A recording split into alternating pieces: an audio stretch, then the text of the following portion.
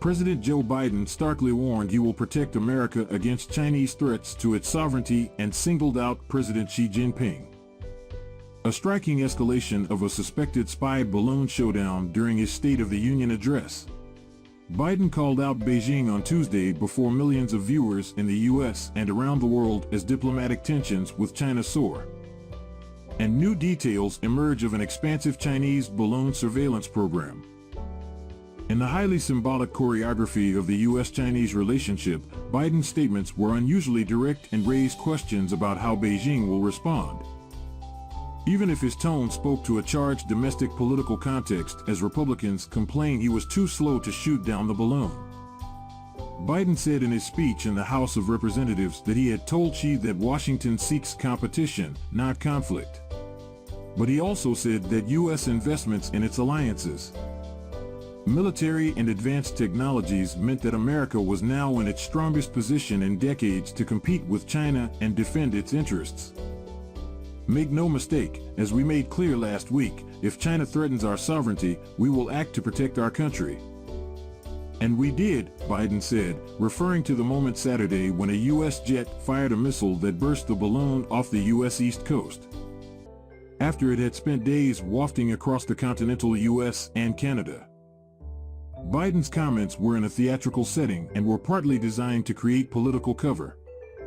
But a president warning China not to infringe U.S. sovereignty was still a remarkable moment that underlined a grave geopolitical shift.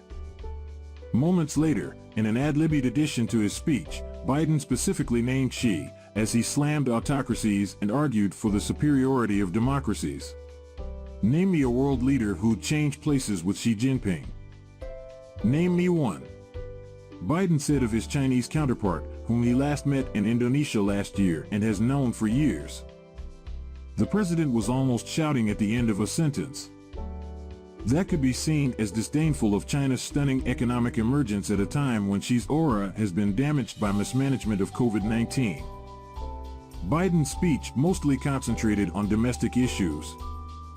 But his address came at a moment of geopolitical turmoil, when the United States is simultaneously confronting another nuclear rival, Russia. He hailed the Western effort to counter President Vladimir Putin's invasion of Ukraine and vowed to Kiev's ambassador, who was in the audience, "We are going to stand with you as long as it takes." A rare united front in Washington. There's almost nothing that unifies Democrats and Republicans in Washington. But Biden's comments underscored how opposition to China, which has been crystallizing here for several years, has now become a rallying and unifying point in U.S. politics.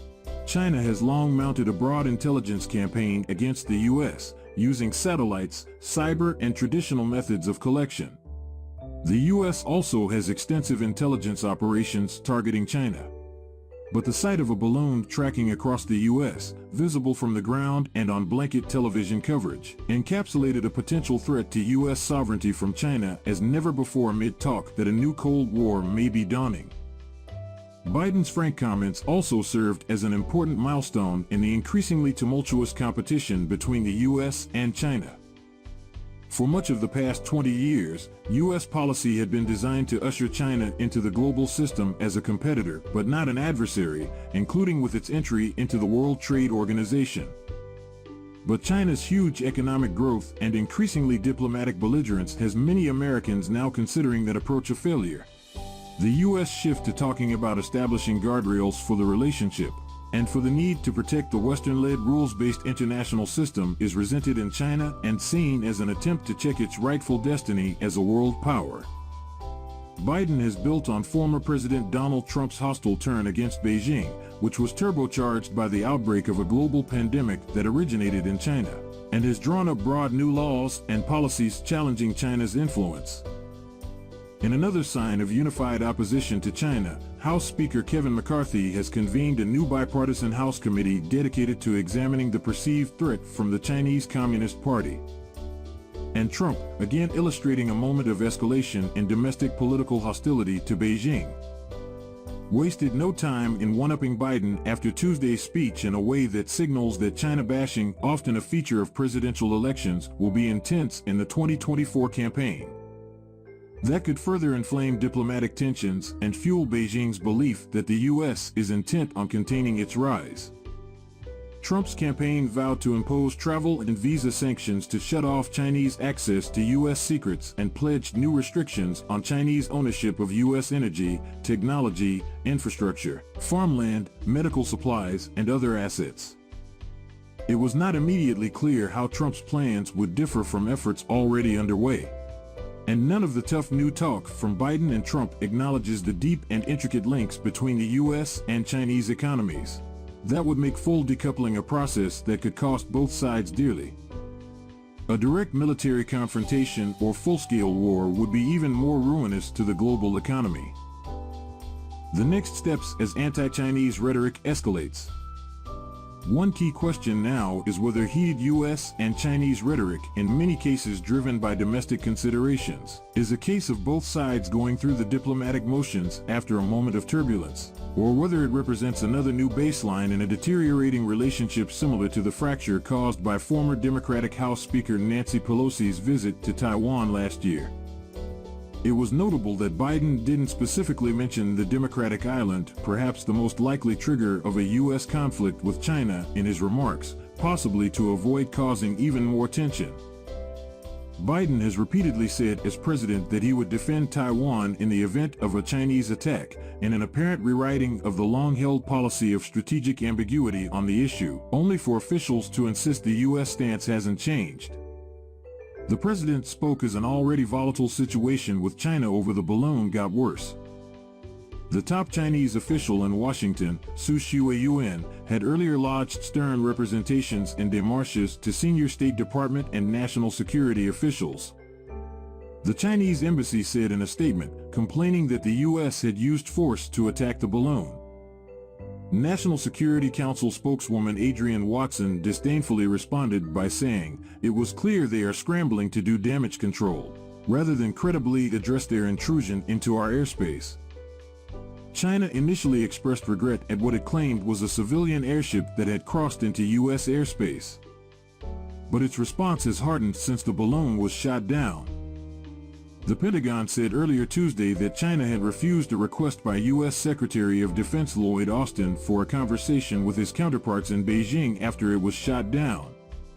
What is unclear now is whether the Chinese stance will lead to months of severed communication between the rivals, a dangerous situation given the proximity of their forces and possibility of miscalculation in the South China Sea, or whether once the rhetorical grandstanding is over, they will re-engage. When he put off his planned trip to Beijing over the balloon showdown, Secretary of State Antony Blinken was careful to say he was postponing, not scrapping his travel altogether.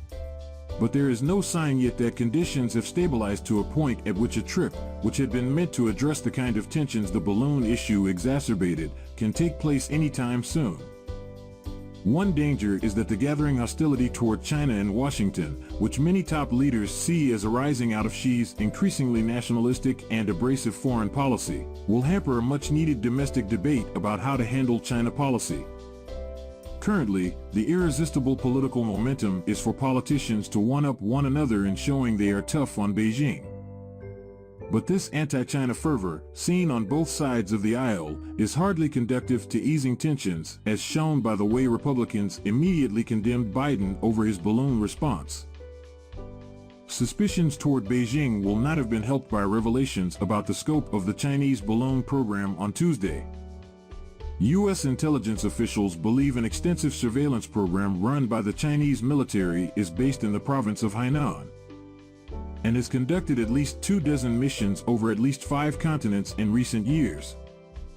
Roughly half a dozen of those flights have been within U.S. airspace, although not necessarily over U.S. territory, according to one official familiar with the intelligence. Simultaneous showdowns against nuclear superpowers. The president delivered his speech at a tense moment, with the United States locked in simultaneous confrontations with China and Russia. Those two nuclear superpowers have tightened their relationship in a new age of great power politics that Biden sees as a fight between democracy and tyranny. Biden framed Russia's invasion of Ukraine as a test for the ages, a test for America, a test of the world, and an example of how America was working for more freedom, more dignity, and more peace.